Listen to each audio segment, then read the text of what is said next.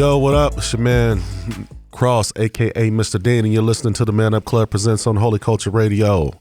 And I got my man Trey Rael Rawls with me, and I also got Jamario Robeson, two of the Man Up Club members. So I was telling you guys that I gave my wife an experience, just about culture. With my sociology background, man, I pay attention to society and how people move and what have you, as far as cultural makeup and things like that. But we were riding down the street one day, actually down the highway, and I told my wife, I said, I want you to pay attention to something. I said, as we drive down the highway, I said, every 3 or 4 seconds, I want you to pay attention to every building that we pass. Like every 3 or 4 seconds, pay attention to every building that we pass, and we're riding, in a car, down the highway. So you can imagine how many buildings that you're passing. Oh yeah. And I said, think about this. And we pass probably, I don't know, man, maybe 100 buildings, and I'm talking from major corporations to factories to industrial facilities and all of that. Mm-hmm. And so we probably passed about 100 buildings in probably 20 to 30 seconds. Mm-hmm. And I said, do you realize that probably 99% of all of those buildings that we just passed in the last 20 seconds are owned by white people? That's crazy. It is when you really think about it. And now imagine yourself driving wherever you're going for an hour or several hours and whatever. And I'm bringing that point up just to talk about, the things that are disproportionate as far as trying to sharpen your perspective on minority versus majority. Yeah. Not necessarily making it a race issue as much as I am an awareness of race. Mm-hmm. And how it plays into the broader perspective of how people view this world and view society. Mm-hmm. And so as Black people, we always have to, from our perspective, we always have to know that and struggle with that. But it becomes the norm so much to the point that we don't even pay attention to it. You guys probably didn't think about it until I brought it up. And then the flip side is that the majority of white people probably don't even think about it, that they have that much wealth and that much real estate in this world compared to other people. Okay, so going back to and so I just wanted to paint that picture just to bring that out. Now, going back to what I was saying earlier, in regards to education, you were talking about how you felt like your education, your pursuit of your education was more encouraged because you had went to a Black school versus going to a white school, and I'm just wondering, if that's what allowed you to excel, because you did graduate. Eventually, you did graduate on time, which is a great thing. But the sad reality is that a lot of young Black males don't. Rael, what's your thought, bro? I was kind of just really taking it in, because my story is kind of like completely opposite than that. So when I was in Georgia, that's where I was born. I was there from I was born to around 3rd grade, and when I moved to Nebraska for the first time, that was the first time I was in any type of advanced level classes. Like I was in advanced math, advanced reading. I was doing the more difficult, challenging work, and all the teachers were telling me like, "Oh, I'm smart. I can do this. I can do that." So I was finally feeling like I was, I guess, more smart than I was before, because when I was in Georgia, it was just I was doing what everybody else is doing, talking to my friends, doing whatever. But I guess, as I kind of look at it now, the reason why I was so advanced in school through the years is because I had opportunities like that. But I was always a really good student. Like I got great grades, but my work ethic was flawed. And I don't know where I built those bad habits from, but the studying and just practicing and maintaining everything on a day-to-day basis, it wasn't something I was naturally good at doing. So whenever I did have all the good grades, it come with a lot of, trouble at home and stress trying to turn everything in at the last second. And that's just the main part of my upbringing pretty much. But as I got older through high school, I guess, I don't know, I kind of fell out of love with school a little bit, because it didn't feel like, I don't know, I was meant to be there. Like I went to school with a bunch of people, but I wasn't really close with anyone like that. And when I went to college for the first time, that's another thing I noticed. Like I'm not really vibing or bonding with the people that I'm here with, and it just drew wanted me to go look towards other avenues. So, Jamario, Mm-hmm. from your perspective, what are the struggles that you face? You wanted to talk about. You said there was a very important point that you wanted to bring out that we should discuss in regards to race. Yeah, I feel like race is a big thing when it comes to schools because you can see different roles, and I feel like as a young African American kid, you have to be able to relate to who's teaching you, and they have to be able to relate to you. So at the end of the day, I feel like having that black teacher aspect, or I should say African American as teachers and staff, it will motivate young African American students to want to go to school, want to go to class because they can see that they can be greater than what their colleagues that aren't that African American race or that aren't a different race, because they see it firsthand that I can be better than what people say I can. So you're drawing a correlation between, a person's education versus, what they see. So basically, like if they see it, then it's more probable that they can be it. Yeah. Yeah, it's interesting you bring that point out. It takes me back to Malcolm X, to the autobiography of Malcolm X when he was a little boy in school, and he was a little black boy among all white kids, and then he had a white teacher, and he was extremely intelligent.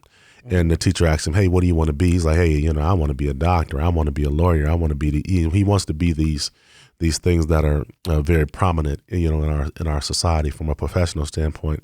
Mm-hmm. And they was like, "No, you don't really want to be a lawyer. You don't really want to be a doctor. It's better for you to be a carpenter. Jesus was a carpenter, and he worked with his hands. It's better, for you to work with your hands."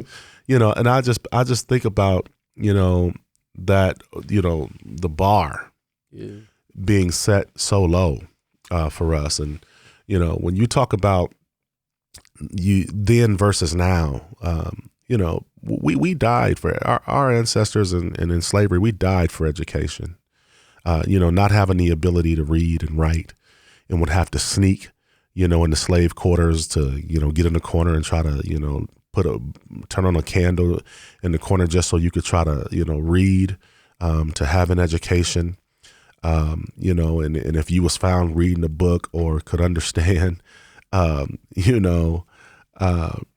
you'd pay an ultimate price for that. Like you'd be hung, or you'd be murdered. And so, even you move forward into the 60s where, we had books, but the books wasn't as good as white kids' books, used books, with some pages torn out and lessons, not complete, or what have you. And I'm in awe at this educational system. And then I look at, then versus now and where we are today. So there are some systematic issues, of course, with racism and things like that. But at the same time, the flip side of that coin is I'm wondering, are our black kids really taking education seriously, and do they really understand the significance of an education, or do they think they can just kind of get through this world without having, an education? What are your thoughts in regards to that? I think that is a very common mindset, especially with people my age, because I'm only 19. But on social media, you see so much about escape the 9 to 5, the rat race. You don't need to, go to school for all this time. There's other ways you can do that. And that, while that is true, that doesn't necessarily apply to everyone, because in order to be your own entrepreneur, to start a business, that's not just easy work. It takes a lot of discipline, focus, and planning. And if you haven't built that up through, just turning in work on time, who says you're going to be able to finish your own deadlines on time? I think there's just more to there. Like becoming more educated increases your potential. So when you kind of stray away from that to go do what's easier, it sets you up to just take the habits of someone who goes towards the route that's faster and easier. Well, I'm go ahead. You had something? Yeah, I was gonna say is I think the biggest thing is we need to fight for the education as young African Americans because the simple fact that they have that low bar on us. That should be our motivation to want to get an education. And after high school, I don't tell people you have to go to college, but if you choose that college route, go do it. Go actually get it. You feel me? If you don't do college, get a trade or something. You feel me? But whatever you do after high school, go pursue it at the best that you can because that's how you going to change that stereotype on you. That's how people going to look at you different. That's how you going to get in those rooms that other people can't get in because you showing them that I can pursue this whether you say I can or not. So I feel like that's the biggest thing is pursuing whatever you do after high school. You said they have that low bar on us, and when you say they, who are you referring to? The white people, the systematic education, the society. Okay, or majority culture. Or majority of Okay, but what about black people who have that bar set so low for themselves? I've seen that a lot. Yeah. I've taught, as a founder and executive director of the Man Up Club, where we're mentoring young black boys, I over these last 12 years, I've seen a lot. And I've seen where a lot of young African-American boys set the bar so low for themselves to the point where it's frightening to me. Yeah. It's like, man, if you don't see the value of getting an education and you don't see the value of making the grade, you're going to be in trouble. Yeah. So, what about us setting that bar so low for ourselves as well? I feel like we're so used to what society says about us that we kind of accept it. But at the end of the day, when it comes down to it, we need to find something that motivates us, which for some people, your motivation may come from your ancestors not having the ability to get that education. And that bar is set so low because you're going off what society is setting the trend to. Well, I got something that I'm going to bring up that's probably going to throw a monkey wrench in all of this because I was doing a little bit of research and studying. And I've heard, I'm going to get into it in this next segment. But we're going to talk about HBCUs. Oh, yeah. Yeah. So, like, for example, do you think that with black teachers and black professors and then more predominantly black students that black kids would probably have a higher graduation rate?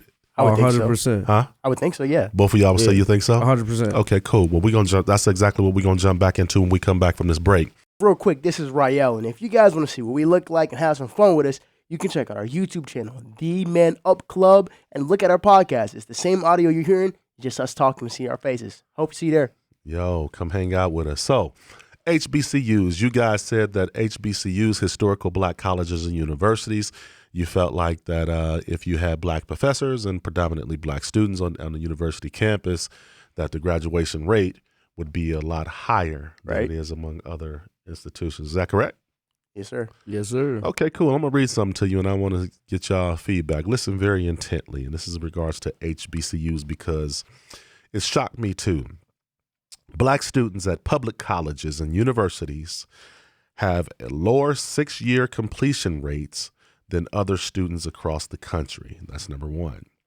The other part is that some HBCUs, such as Spelman College, Howard University, boast graduation rates above 50%. However, HBCUs have an average graduation rate of about 35%. 35? That's Don't graduate. Crazy. Yes. Wait, 35 do graduate. 35% do graduate. Dang. Out of the whole college. Yeah. I thought you go there to really, take Embrace it the serious. culture. Yeah. That was definitely a monkey wrench, if that's the word you use, because I don't know what's going on after hearing that. That's crazy. You think that a lot of people are, they're very dominant on going to HBCUs. Yeah, but are they really set on going to HBCUs for the historical context and to be able to connect with culture and what have you, which I think is valid, which is one thing to really consider, and it makes sense, and you can get a sense of purpose, a sense of self, and a sense of identity. However, the question becomes, does that translate over into the education and you, number one, getting a better education, and then does it increase the probability of you graduating? That's a whole separate conversation. That's deep, because at the end of the day, like you said, the culture is one thing and the education is another. And I think a lot of these kids is going to HBCUs to just get that HBCU vibe, and that just being around black people that's been in the culture, you feel me? So I feel like you said, if they take how they see the culture and put it into the classroom and their education, rates will be way higher. That's just me personally, though. Yeah, so the question becomes, when it comes to HBCUs, are you going for the education so that you can graduate, or are you going just to get connected to your culture and from a historical context and basically be surrounded by people who are like you, which has value within itself. But like I said, once again, it's just two different things. Yeah. Like, that's just very interesting, because when I think about the type of person who would go to an HBCU, I would think that's a strong-rooted brother and sister who's trying to better their lives and go to that next stage, become a doctor, lawyer, or whatever. But just hearing that, it makes me wonder, like, what about like African Americans, black people that we have inside of us that's causing us to suffer so much educationally?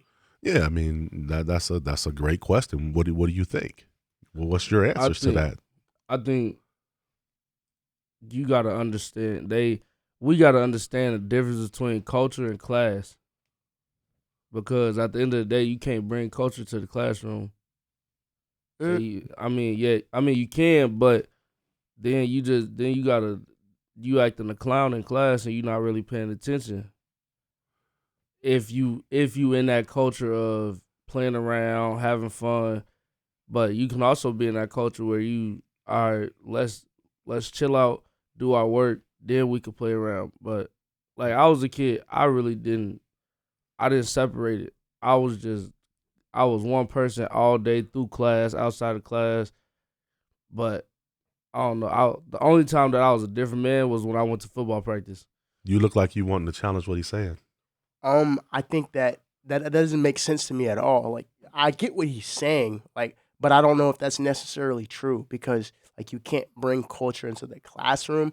I think that's the whole reason, like, that schools like that exist, so you can be yourself in those environments. But I think in trying to go into, I guess, our true nature, there's just something that just goes wrong, or there's a mindset that's just not there, because I don't know if it's anything to do with the culture. I think it's like the prioritization. I think it's a little bit of both. I think it has a lot to do with culture. I mean, also because the historical context of African Americans and black people in this country is that we've always been at the bottom and always looking from the bottom up.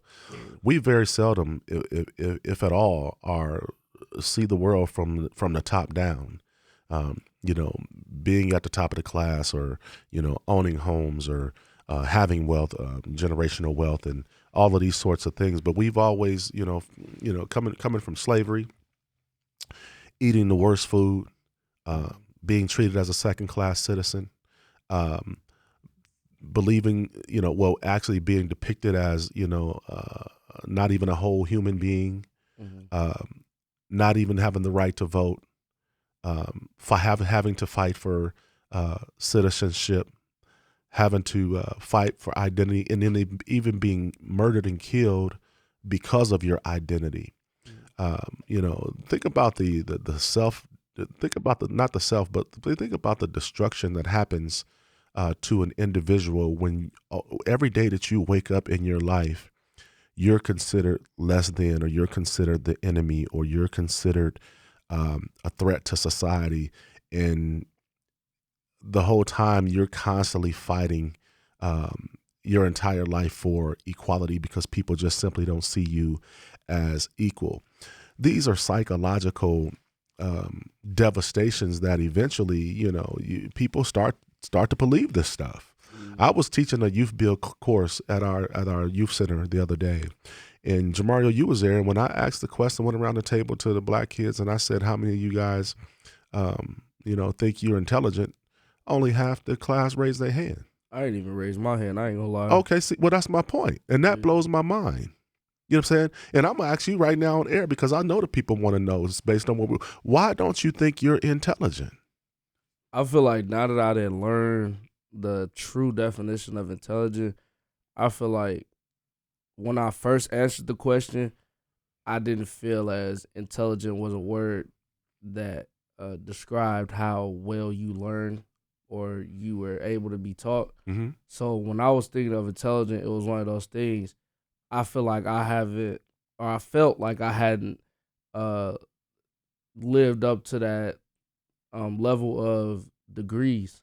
Okay, degrees or what I'd venture to say social acceptance. Yeah. Of what intelligence is, and that's my point. And who defines that? Society. Because if I take a bunch of white people and I put them in the inner city or put them all around black people, they're not gonna thrive.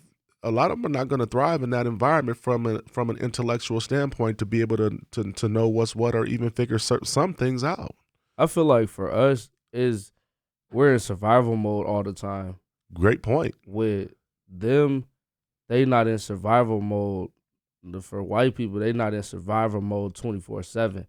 Yeah, and we're not talking about all white people, but but a large percentage. Yeah, but a large percentage, and I think that's the biggest thing is they got to understand that when it come to us, we're not speaking from a personal standpoint. We speaking from a cultural standpoint of this is what happened to us, and this is why we do certain things. So when we bring y'all over here, y'all can't relate to what we doing because y'all ain't been through those certain things.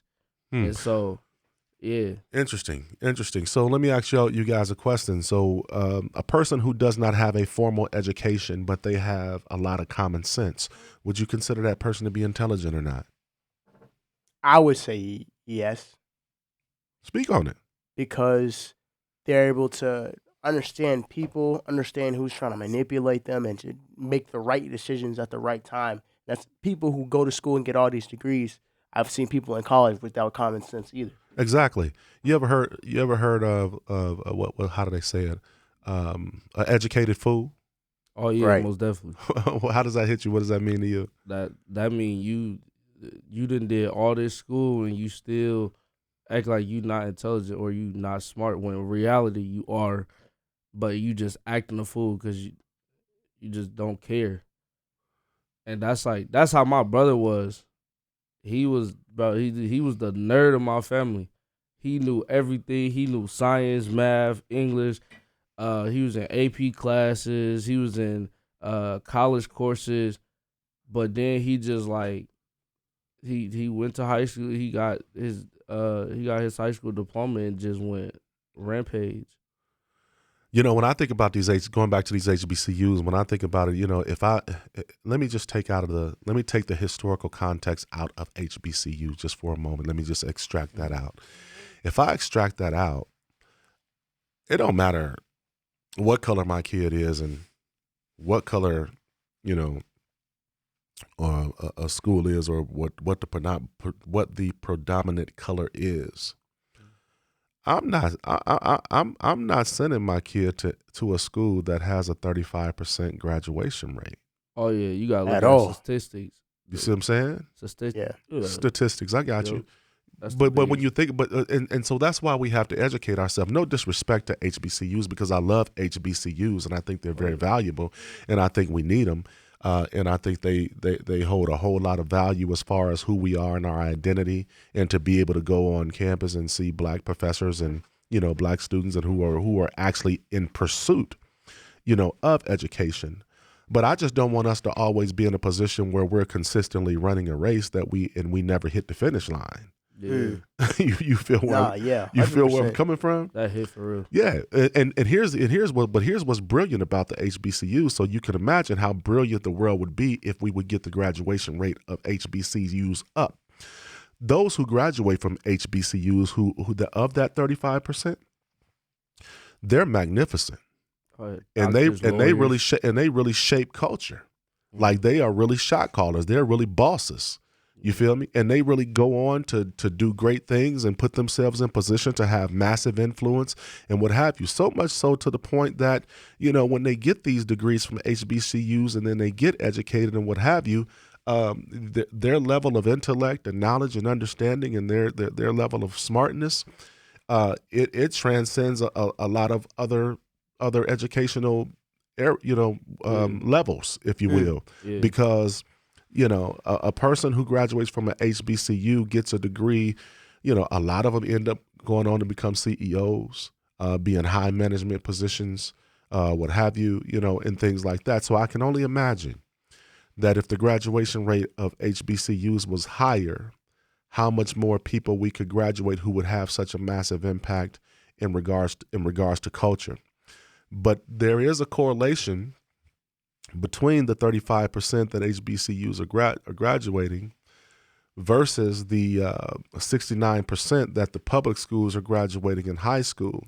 The 35% is extremely low compared to universities. But at the same time, compared to public high schools, that 69% is extremely low as well. And the reason, and when you think about it in comparison to white people, their graduation rate is 88 to 89%. So why do you think that white people are graduating 88 to 89% versus us graduating 69 to 70%? I think it's because of when you hang around people, you start to adapt and act more like them. So if most of my white friends that I had in school, they're all making sure they're submitting their college apps on time, focusing on their studies, doing ACT prep work.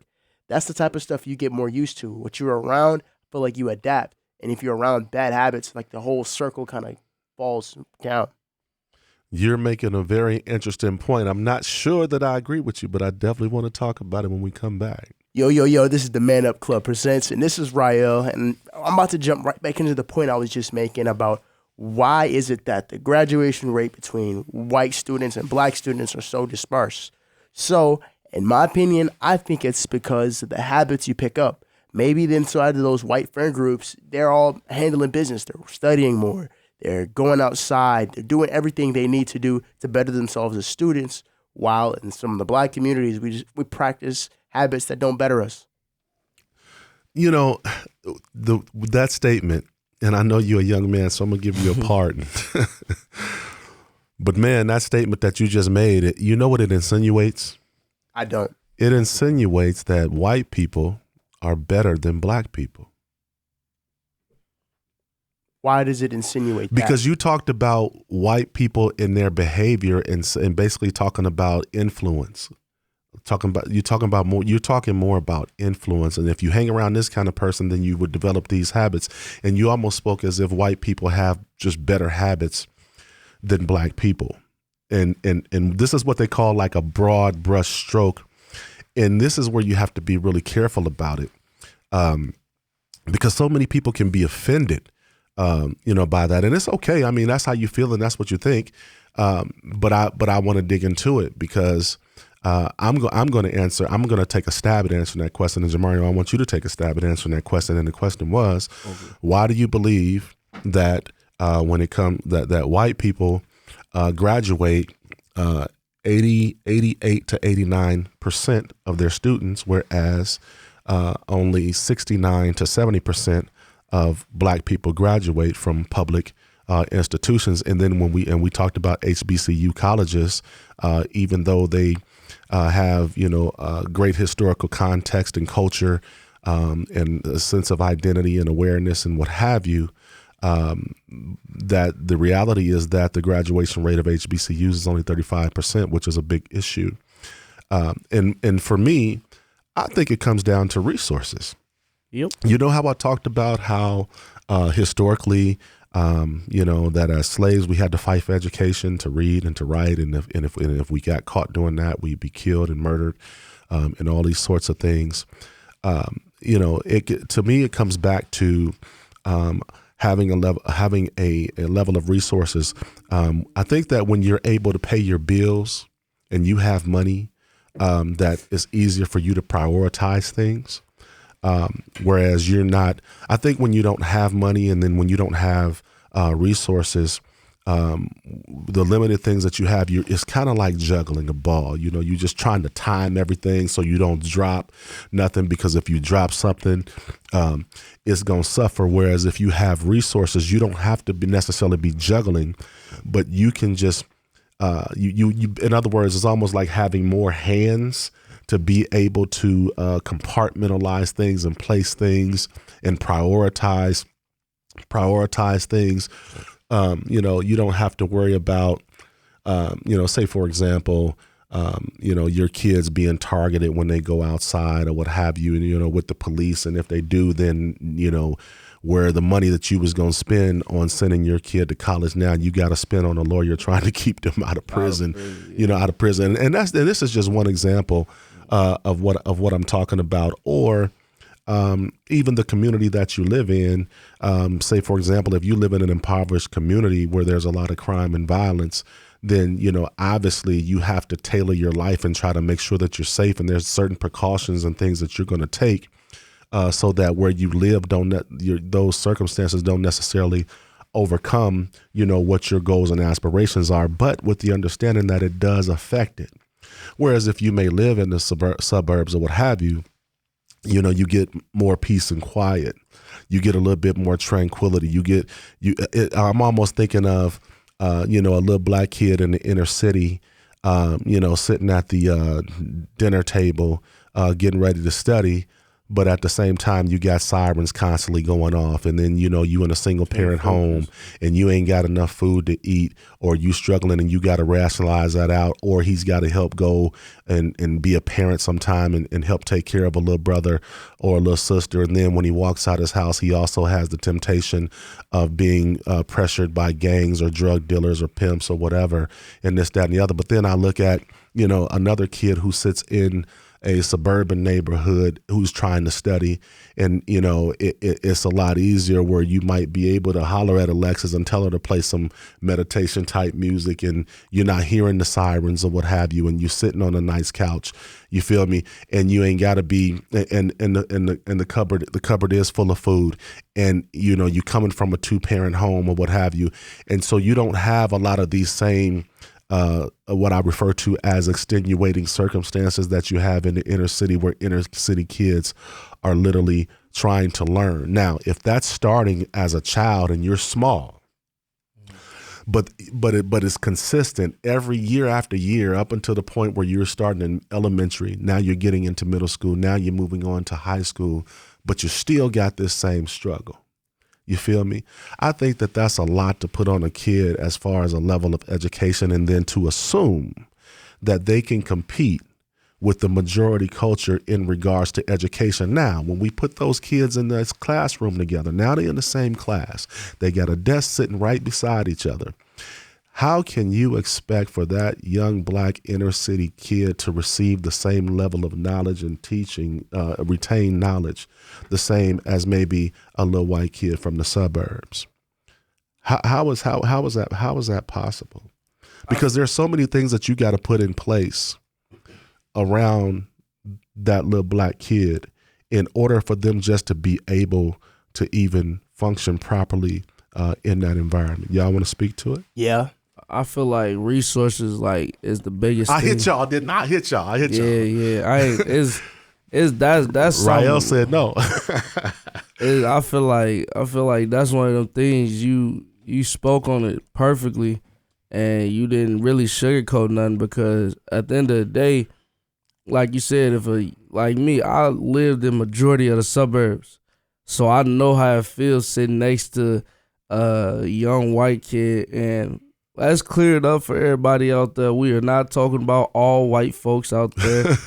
We are talking about majority culture, majority of the culture. And you're talking about have versus have nots, and you're talking about economics, and you're talking about the wealth gap. Yeah, so just to clean all of it up a little bit. But you know, at the end of the day, it is what it is, and that's what I'm saying. We can't sit here and paint this picture like white people are not ruling this world and they have a majority stake in everything. Yeah. You feel me? And at the end of the day, a lot of other cultures are kind of just fighting over the leftovers and the crumbs.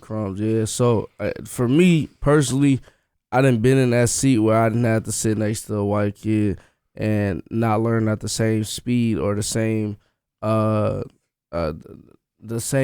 that he was on, right? So at the end of the day, when they came down to it, I feel like those resources is the most powerful thing you can have as an African American student.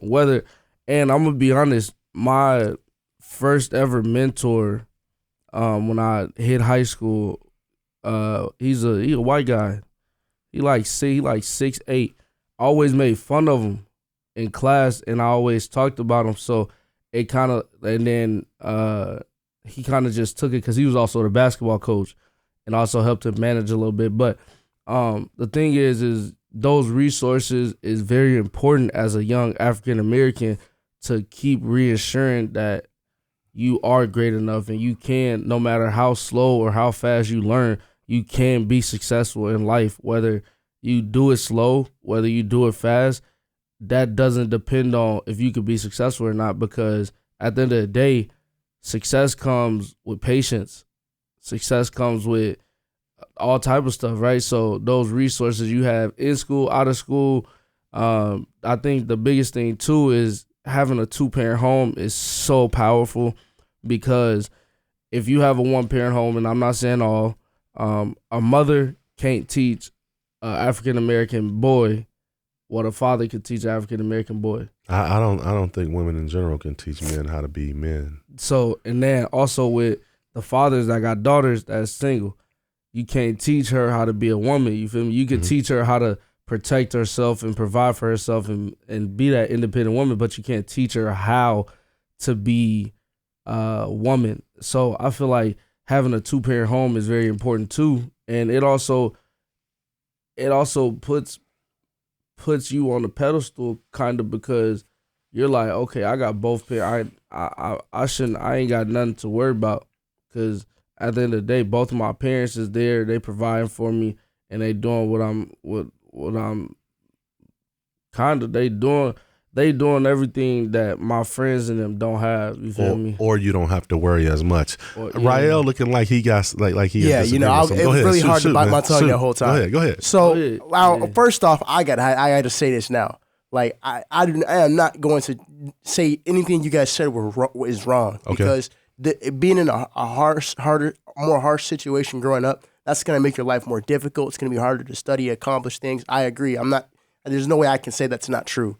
But one thing you said about like being in the neighborhoods with the sirens going off and things like that, what about for example, like the families that immigrated here from Palestine or anything like that, moved to the same neighborhoods, but they moved together, bunched their money together and bought a corner store or started a tobacco store and came from literally nothing, sleeping 8-9 people in a 2-bedroom house, but they were able to turn that into something and start to build an empire. And I feel like for a little bit, I was trying to start to feel some like a victim mentality from from hearing about like, since you're black, you're always going to be put down. You're always going to be this. You're always going to be that. I would never teach my kids like to always walk through the world like you're at a disadvantage, because it's going to it structures the way you think differently. And while that it is true that things can be more difficult, I don't think that it should even be like praised that things are harder. Like, I feel like if we put our attention on being more connected with one another and building together and growing as people, we can do a lot more than just pointing fingers at what went wrong. Building together. I like your points. I love your points. I'm glad you brought them out. Building together. But the question becomes, is building together building equally? Or is building together where one person has more than another, and then the one who has the most exploits? Because there is a level of exploitation when it comes to economics and things that are in America as well. Now, let me step back too, because you also made a great point when you talked about immigrants and, you know, coming here and being able to stack up and live in the same household and this, that, and the other. But for number one, you're talking about people who coming from another country. The majority of those countries are third world countries, and so their lifestyle is as such as you described it, which is normality. But in America, you don't necessarily have to. The question becomes, why should we have to have 9 people sleeping in a 2-bedroom house just so that we can put all our stuff together to try to get something for one person? Because that's typically that's the model that you're talking about. It's an interesting thing. And what's sad is we running out of time because this is so good. I really want to hit this thing hard. But let me say this before we go. Number one, we're gonna come back to that. We may have to just hit it next week. In regards to that, because there is a model where people come together, they all live together in a house, and then they save their money, and then they basically pool together and bless one person to get out, and they do it one by one until everybody is on their feet. But that is not the standard model in America, and nor should it be for people who were born in America and who haven't done anything of their own will to be considered less than. The last point that I want to make really quickly in these next 20 seconds is that it also, when I talked about it from a historical perspective, it also comes down to parenting, because you have to think about it. Like for me, my mom, she didn't have an education like I got. And so she couldn't even teach me at home. You feel me? Like some other parents can teach their kids, at home or what have you. So I think that the level of education from our parents also plays a role into how they pour into us in the future. Does that make any sense at all, too? Nah, I definitely believe you just spoke. So we got to hit it again. We're going to catch it next week because it's a hot topic. But this is your man, Cross, and this is my man over here. Yo, it's right. Yo, can't wait to see y'all soon. It's your boy, Jay Rio. And holler at us, man. This is the Man Up Club presents on Holy Culture Radio. Tap in with us.